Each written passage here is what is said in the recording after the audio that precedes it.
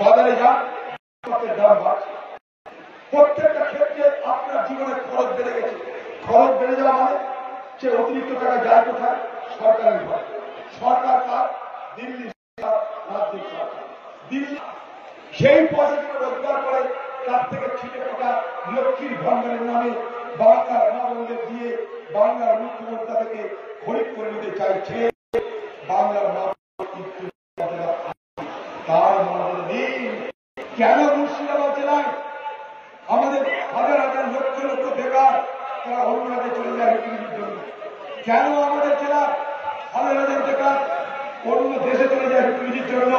এ প্রশ্ন করবেন না, এ প্রশ্ন করবেন না বাবাদেরা। তাই লক্ষ্মীর ভান্ডার আপনার প্রাপ্য, আর এটা রাজ্যের ভোট নয়, কেন্দ্রের ভোট। কোন রাজ্য সরকার কোন প্রকল্প চালু করে সেই প্রকল্প কেড়ে নিতে পারে না যদি লক্ষ্মী পেশ করে হাইকোর্ট, সুপ্রিম কোর্ট, যেখানে যেটা গিয়ে আপনাকে লক্ষ্মীর ভান্ডার পরিচার করা হয়েছে।